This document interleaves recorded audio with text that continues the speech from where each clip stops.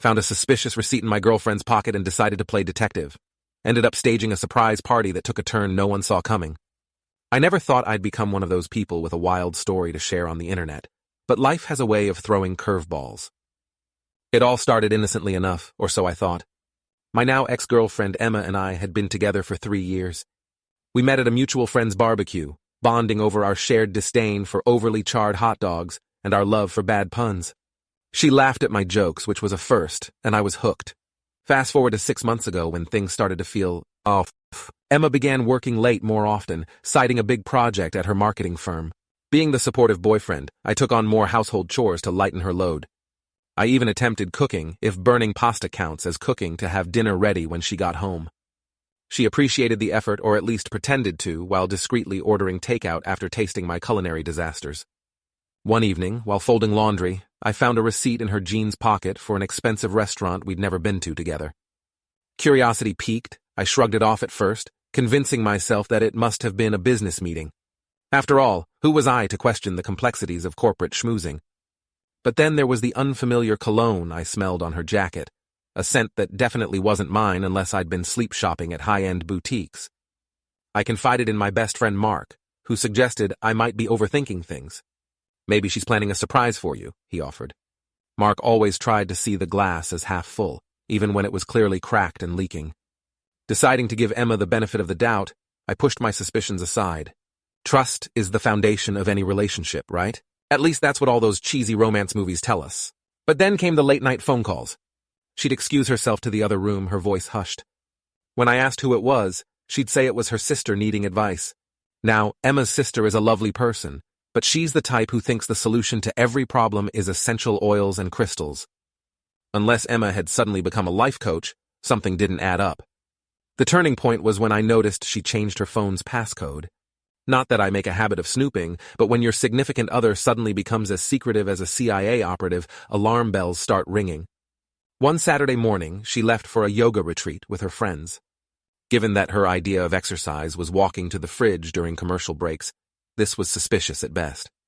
Deciding I couldn't ignore the mounting evidence any longer, I did something I'd never imagined myself doing.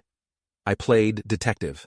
Accessing her laptop while she was away, I discovered she'd left her email open. Ethical dilemma aside, I clicked on the inbox. There it was, a chain of emails between her and someone named Alex. They weren't discussing stock portfolios or the latest episode of any TV show. The messages were explicit, filled with plans for romantic getaways and references to last night that made my stomach churn. Shock gave way to a strange sense of calm. It's amazing how the mind protects itself in moments of trauma, wrapping you in a numb cocoon.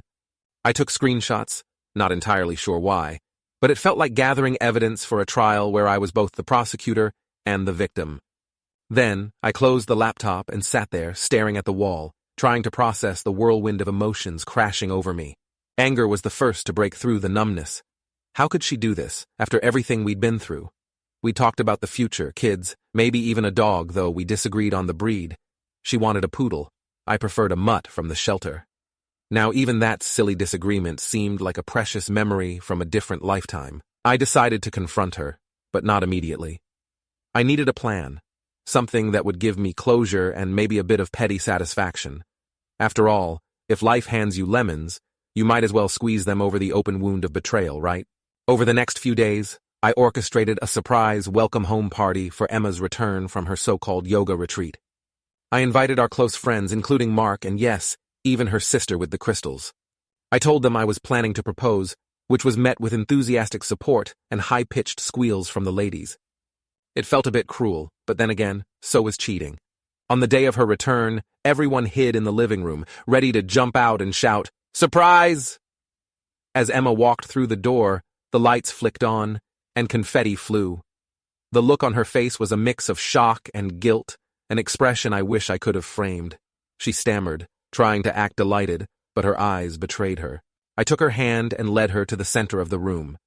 Everyone watched, cameras ready to capture what they thought would be a romantic proposal. Instead, I pulled out the printed emails and handed them to her. The room fell silent as she read the first few lines, her face turning pale. "I think these belong to you," I said calmly, resisting the urge to let my voice shake. The crowd was confused, whispers spreading like wildfire. Emma looked at me, tears welling up, but I felt no sympathy. She tried to speak, but words failed her. Mark stepped forward, asking what was going on. I explained the situation succinctly, watching as disbelief and then anger flickered across the faces of our friends. Emma's sister clutched her amethyst necklace as if it could ward off the negative vibes.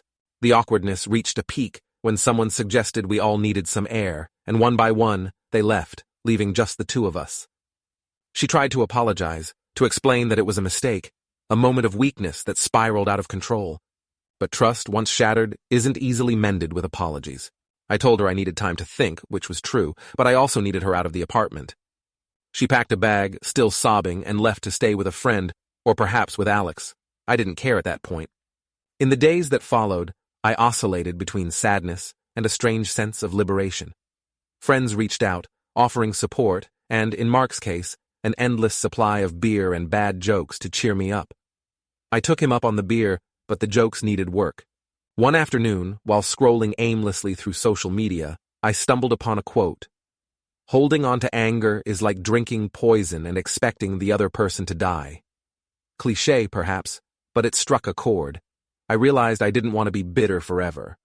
So I decided to focus on myself for a change. I picked up old hobbies I'd neglected, started painting again, joined a local hiking group, and even adopted a dog from the shelter, a scruffy mutt with a wagging tail and a penchant for chewing on shoes. I named him Sherlock, figuring I could use some detective skills to prevent further footwear casualties. Emma tried reaching out several times, leaving voicemails and sending messages. She said she'd ended things with Alex and wanted to talk. Part of me was tempted, not necessarily to reconcile but to get answers. However, I knew that reopening that door would only lead to more heartache. Closure, I realized, doesn't always come from the other person. Sometimes it comes from within, from accepting that not all questions will be answered and not all wounds will heal perfectly. Scars are a part of life, and they remind us of where we've been, and hopefully guide us away from similar pitfalls. One evening, I ran into Emma's sister at a coffee shop. She approached me cautiously, as if I might bolt at any moment. She apologized for what happened and handed me a small pouch containing a crystal for healing. I almost laughed, but caught myself, and thanked her instead. The gesture, though rooted in her quirky beliefs, was sincere. As months passed, I found myself thinking of Emma less frequently. The initial sting of betrayal dulled, replaced by a cautious optimism about the future. I even went on a few dates, nothing serious, but it felt good to dip my toes back into the dating pool, even if the water was a bit cold. One day, while at the park with Sherlock, I bumped into Alex. Not that I knew what he looked like until that moment. He recognized me, which was awkward, to say the least. He approached me, hands in his pockets, and introduced himself. Bold move, I thought. He apologized, explaining that he didn't know Emma was in a relationship when they first met. By the time he found out, feelings were involved and things got complicated. It wasn't an excuse, but hearing his side added another layer to the narrative. People are flawed, and situations are rarely black and white. As we parted ways, I couldn't help but feel a weight lift off my shoulders. Forgiveness is a tricky thing, not necessarily about absolving someone else's actions, but freeing yourself from the burden of resentment. Looking back, I can almost appreciate the experience. It taught me about trust, not just in others but in myself. Red flags are there for a reason, and gut feelings shouldn't be ignored. I also learned that I have a knack for resilience, and that I'm a terrible cook, but you can't win them all. Now, life is different, but in a good way. I've moved to a new apartment with Sherlock, who continues to wage war on my shoe collection. I've reconnected with old friends and even taken up cooking classes to prevent future kitchen disasters. Who knows, maybe one day I'll host a dinner party where the smoke alarm doesn't make an appearance. As for Emma, I heard through the grapevine that she's moved to another city. I wish her well, genuinely. People make mistakes, and while some bridges are burned beyond repair, it doesn't mean you can't build new ones elsewhere. In the end, we're all just trying to navigate the messy, beautiful chaos of life. Sometimes we get lost, take wrong turns, or hit dead ends. But every so often, we find a path that leads us to unexpected places, and if we're lucky, to better versions of ourselves. So here's to new beginnings, hard lessons learned, and the unpredictable journey ahead. And if you take anything from my story, let it be this. Always check pockets before doing laundry. You never know what surprises you might find.